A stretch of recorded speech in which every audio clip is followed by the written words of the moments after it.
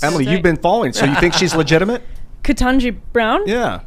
Would define legitimate. Well, do you support her for Supreme Court? No. I mean, I think she's an activist. I think she's an activist judge. And it's an interesting question because the Senate's sort of caught in this period where there used to be courtesy votes in favor of a president's nominee, right? And then they got away from that. And so now you still have the people like the Mitt Romneys of the world and the Lindsey Grahams of the world and the Susan Collins of the world who think, if somebody is qualified, we give them the courtesy vote. They're the president's choice, et cetera, et cetera.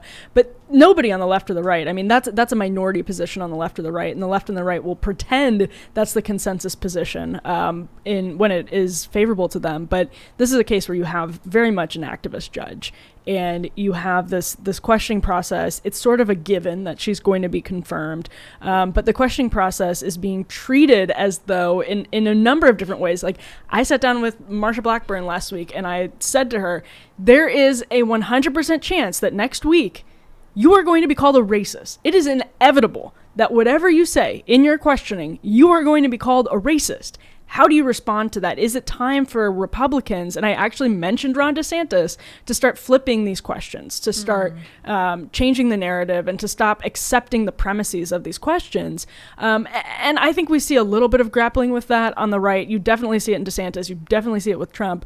But I'm not sure that everyone has fully gotten to it, because when you look at what happened with the Kavanaugh confirmation hearing, as has been invoked by many senators just in the early days of Judge Brown Jackson's confirmation hearing, it's night and day. I mean, it's incredible how you have Dick Durbin coming out and saying some of the questions to Judge Jackson have been, teetering near the line. And it's like, well, what the hell were you guys doing with Kavanaugh then? What were you doing questioning Amy Coney Barrett's faith? What were you doing?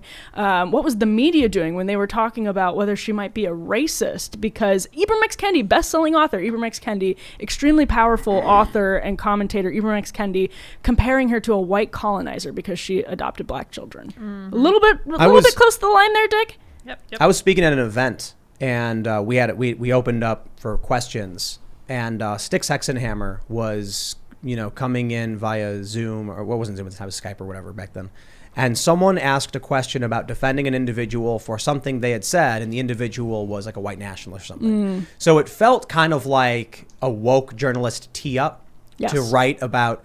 And as soon as it came up, I was like, "Are you referring to that guy who has been reported to be a white nationalist? Is that what you're trying to ask about?" And then Styx immediately came in and he said, "We shouldn't dismiss people based on opinions that aren't relevant to the conversation. We should answer to the topic that's being brought up before us, so we can actually question the idea. We can't fall into that trap of someone being a bad person and all of a sudden the idea they present is dismissed outright because the person who said it's bad. Anybody could have an idea like 2 + 2 is 4. What do they say? Hitler had a dog too, right?" And I just thought that was like an excellent response. So, bring this up when we're looking at what's happening with the media trying to accuse you or smear you as being racist. It's just, you have to completely disregard it as unserious and irrelevant. But the problem I think we have is that many Republicans care more about the opinion of the New York Times than their own constituents. Yeah, they still do. And that is what is confounding. And because, so, go. No, well, I was just going to say, so you've seen Senator Hawley, right, who's really done the work. That's the new phrase right now, do the work. He's actually done the work of digging up her record on these lighter than required sentences, lighter than suggested sentences for child porn offenders and child porn distribution. We should probably talk about this issue because she's bringing up, saying, well, it's different now. These laws were written during a time of child pornography distribution by mail, and so it was harder to accumulate such a large volume of it. And so because of each instance of possessing an item of child pornography, then it meant that person was a more serious offender. But because of the internet now, it is easier to accumulate large volumes. And so it created what she called a disparity in the system. Whereas, I think most normal people looking at that would say, well, doesn't that just mean it's easier to victimize children? So we should probably be harder against it because it's so much easier to victimize children with child porn other than when it was in the past and you had to do this very surreptitiously.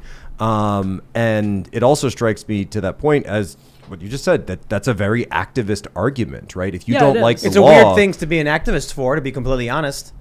Right. Isn't that thing, if somebody keeps talking about it, then we have to ask questions about why they keep talking about it. Well, why is this the one thing that she seems to be such an activist for, apologizing? I'm so sorry that you're going to feel shunned now by society. I think that, you're a good kid and you only really need 3 months. I mean, it was just a couple of 8-year-olds. You're not that much older. This actually was something that she said during a sentencing at one point, that 18 isn't that much older than 8. So it's not that bad. Isn't there a recording of Hillary Clinton laughing or something, like a child victim or something like that? Yes. Yep. She was laughing. It was in court. Yeah, I would have to go back and look at I think she was involved. She was arguing a case in Arkansas, if I'm remembering correctly. She was defending the rape. She was defending the rapist. Right. Yeah.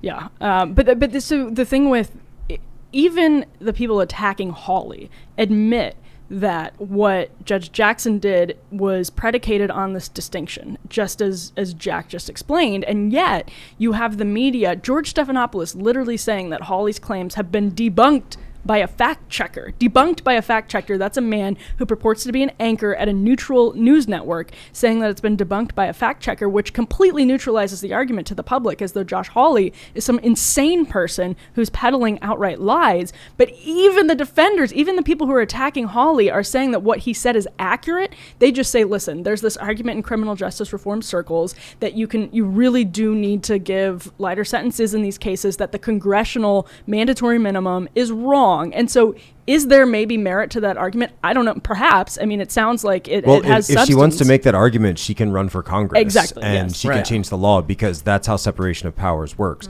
The legislative body is the one that's supposed to do that, not the justice. And we don't need more judicial activism on the court. And certainly we don't need judicial activism when it comes to child pornography. You see what's going on now with this Politico reported this. Democrats are trying to get Joe Biden to bypass Congress to push forward the progressive agenda because they know Congress is basically deadlocked.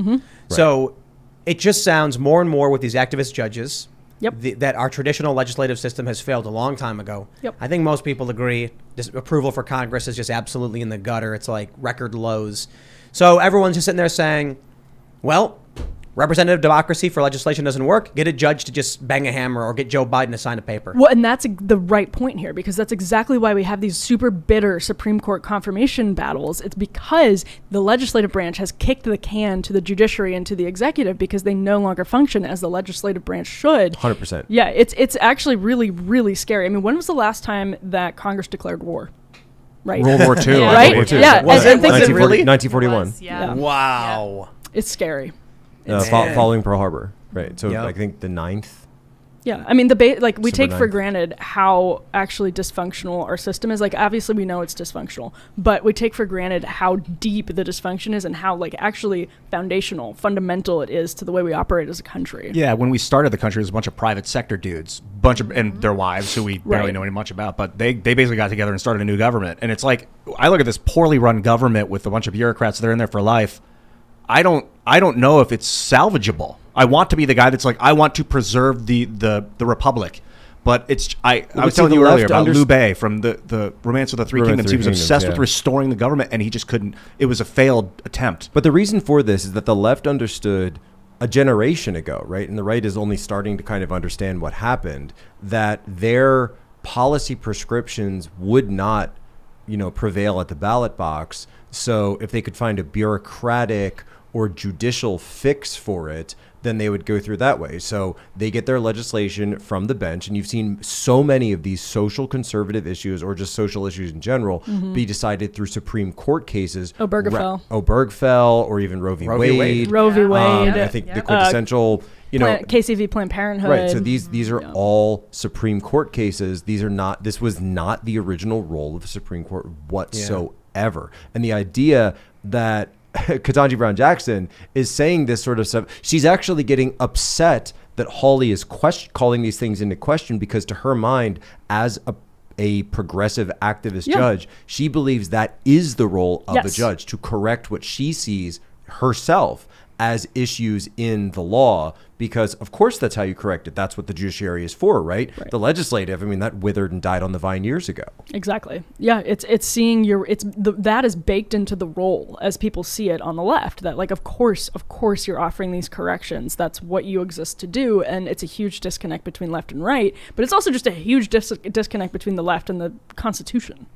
Well, I don't think they much care about the Constitution. Oh, no, certainly, no. Regarding like recovering the Republic, you had mentioned that if we were going to do that, it would be like we'd take the pieces of it that work and then create new things or strip away things that are broken. Like, are there specific things you'd like to keep, and are there specific ones you'd like to Well, I mean, away? I think that Congress, obviously, so Congress abrogated its role of sovereignty a long time ago, right? And so, people talk about term limits, but certainly something needs to be done with terms for congressmen. I think I don't know if term limits are the right thing, because, if you introduce term limits, then lobbyists are just going to run things even more than they do now, right? So term limits aren't necessarily the answer. But you've also got an issue in the executive, because the executive, and Yarvin writes about this, where the executive branch has essentially and this is very Wilsonian. Wilson was very clear about doing this, growing what he called the, essentially the Leviathan, right? This sort of the organic state was what he called it. We call it the administrative state or the permanent state, the bureaucracy, the civil service.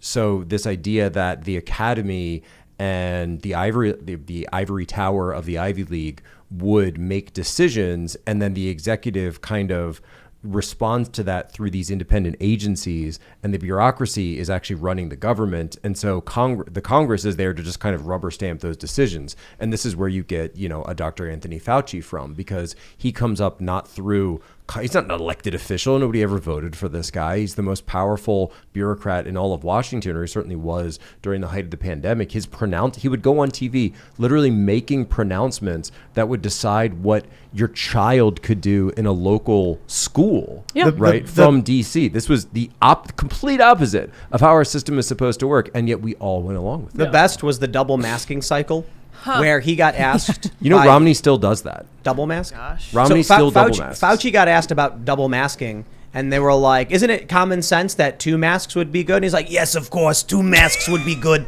And then he comes out later having to, no, there's no advice saying you should do it. And then the CDC comes out and says, yeah, you should double mask. Yeah. Like, the idea of double masking just came from him off the cuff saying it makes sense to do. Right. Someone heard him say it and then typed it in and pressed enter, and then all of a sudden everybody was doing it. And by the way, masks are bad, and they're taking masks away from our first responders. That's right. And that's of course, that's what Fauci and the CDC and actually basically our entire federal government was saying. And again, these people do not understand, and they have not yet reckoned with the level of distrust that exists in the public. But the big thing is, not only do they have to reckon with that, they have to not see it as just abject bigotry, right? Like, this is, anybody who disagrees with me is an idiot, toothless rube, bigot. They have to understand actually why people distrust them and understand that the blame lies with them. But that is what they will absolutely never do. Well, that was the point I mentioned earlier, where someone tweeted, it's time to remind everybody that Brett Kavanaugh was credibly accused by Christine Blasey Ford, and the Republicans didn't care.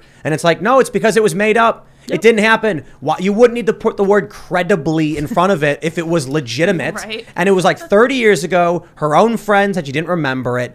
Didn't even know if it was Brett, and they're trying to make it seem like. Let me just tell you, man. Republicans. It was Squee. Remember Squee? Squee. Yeah. Let me just The Beach say Friends. naughty words on I'm YouTube sorry, for a but moment. he had the calendar. Let me. Yes, the Yeah, calendar. it's Beers, babes. Beers with Squee. They accused a federal judge of being party to gang rapes, plural. Excuse me, not just they. Jake Tapper, this paragon of, we're supposed to believe that he's the most, right down the line, just calling balls and strikes. He had who on air? Right? Michael Avenatti. Yep. Oh, yeah. And Julie Setwick was the client at the time. Yep. Come on, accusing Brett Kavanaugh, at the time a federal judge and going up for the highest court in the land, accused him of being a member of a gang rape frat during high school. In the pages and of the running New this Yorker. thing. What did they say? On air. They would line up outside of a room with a woman inside, and they would go in and just Right. take turns. That's insane. There's no evidence for anything like that, and no sane person would believe such a ridiculous story.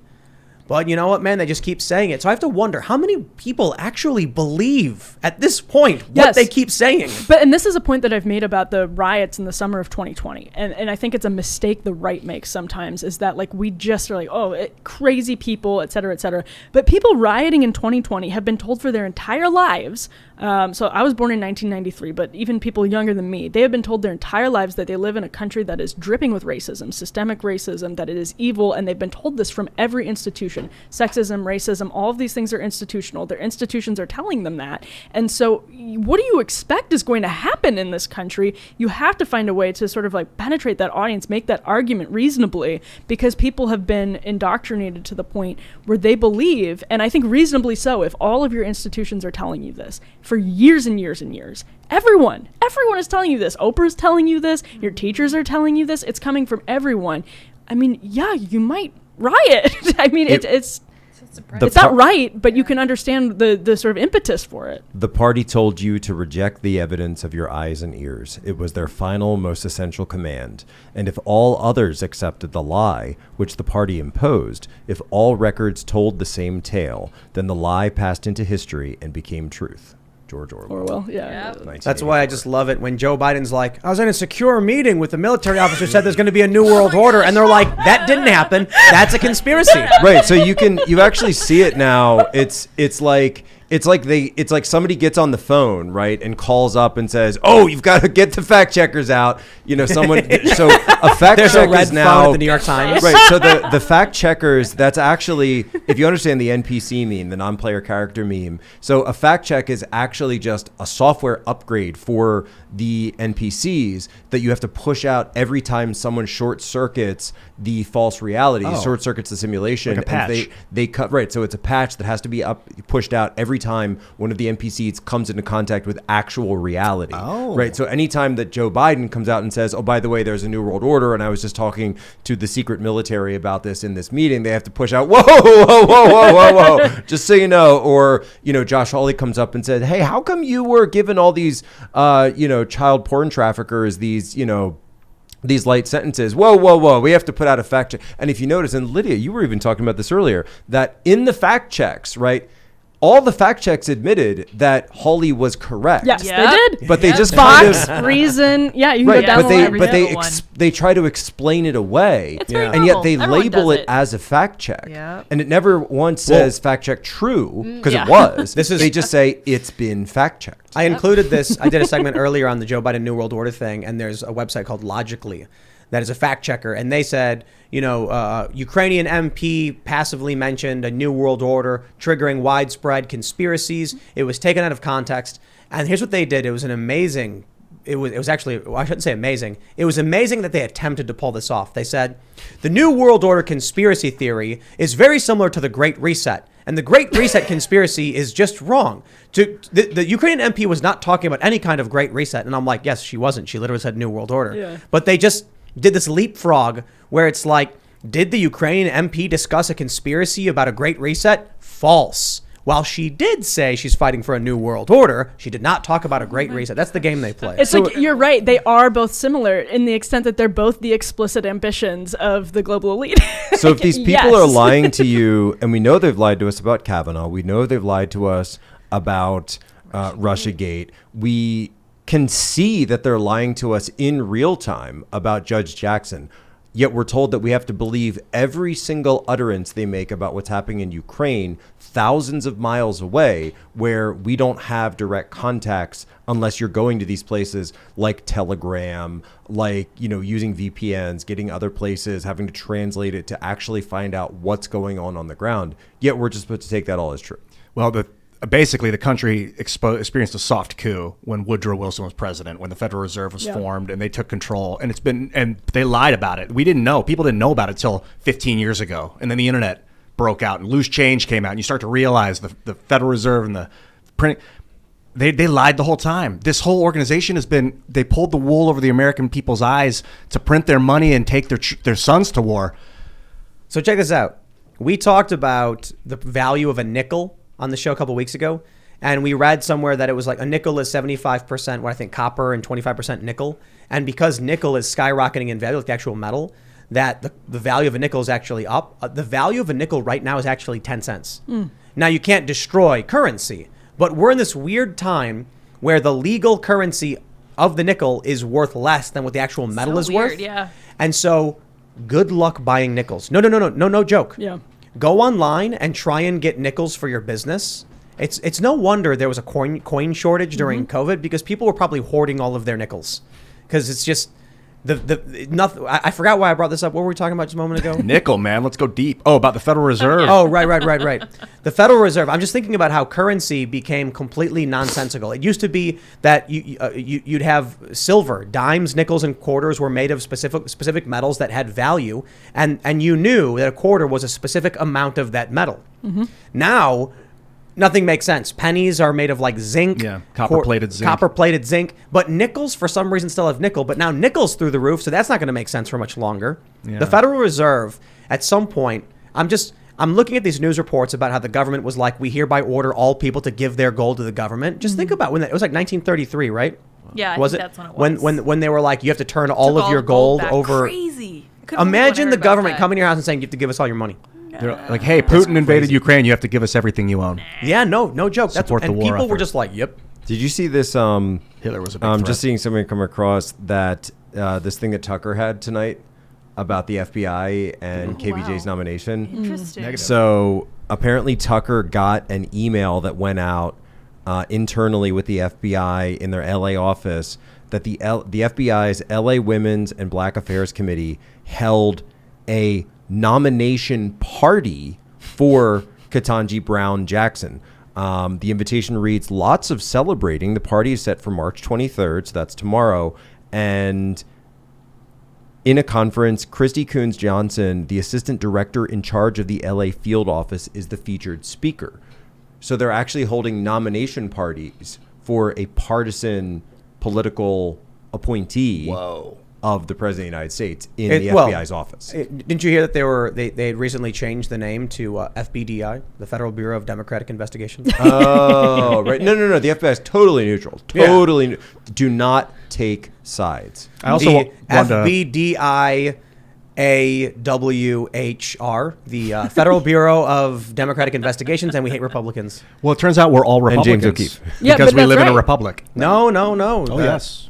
No, we're all Republicans because we're all irredeemable bigots. Oh, Yeah. That's I mean, it. I think literally we're all live in a republic, so we're all Republicans. Yes, You'd but think. except as Stephen Marsh pointed on the show, I'm a too half literal. the country is a multicultural democracy and the other half is a constitutional republic, We're a and they can't multicultural coexist. democracy of Republicans. That's actually a great point. Yeah, half the That was a country great doesn't believe it or even acknowledge the constitutional republic, right? I remember, talking to people who had gone like to public school, a friend of mine when I was, still working, they would say, well, did you know that we're actually not a democracy? And I looked at them like, yeah, I mean, obviously, know that. right? How could you not know that? But they're like, but my whole life I was taught the United States is a democracy and we need to be a democracy. So we need to get rid of this Constitution thing. That's what they're taught. Whoa, who was that? It was just a friend of mine growing up. Oh, okay. But had been through this completely separate educational track than I had been through. I was all Catholic school. She was all, public high school, public grade school.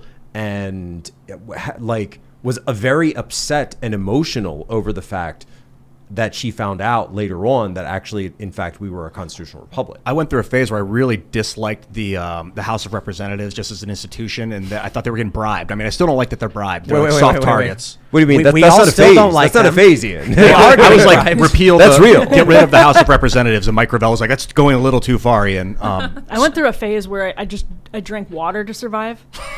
Oh yeah, me too. I'm still in that phase. Was it? Were you breathing air too? But I've thought about it. Wow. what it came to is like I like the Well, like all the institution. I like the function of the republic. Just that there's a stopgap between the citizens and then the legislators. But I don't think they need to be people. I think it could be like organized mechanically with like smart contracts and things. Right. Because the people are just too vulnerable. It's a vulnerability in our system. They get bribe. And even if they have term limits, the new ones are going to come in and get bribe. Yeah, they're going to keep getting bribed. So it goes. But, I wonder if it's many of these members of Congress just don't know. They have no principles. So they're simply looking at what gets me elected. The Is it- principle's power.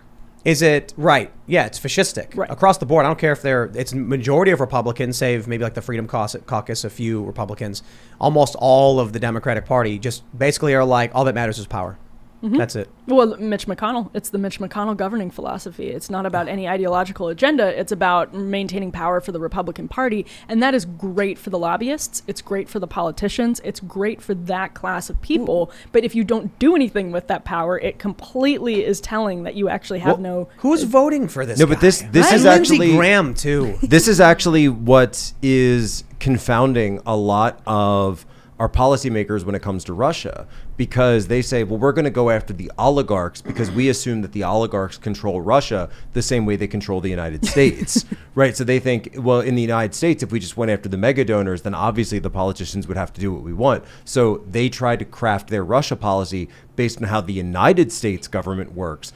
But that's not how the Kremlin works. And that's not how, like, Vladimir Putin doesn't answer to his oligarchs. They answer to him. It's completely separate from the way the United States works. So when you look at the way that they're lashing out at Russia, it's actually more revelatory in how the United States system works, because they assume that's how you can put pressure on the Kremlin, because that's how you would put pressure on the President of the United States, on the Congress, on the Senate, etc. Super short the donors. And that's what they did in Afghanistan too. They set up an American-style government, and then when they pulled out the American-style people, It's called the liberal world order, bro. It's a tribal country. No, it is. Yeah. The CFR, U.S. the CFR rules-based website economy. that I pulled up, the CFR website I pulled up, the Council on Foreign Relations said the World Bank and the International Monetary Fund are how they implement their liberal world economic order.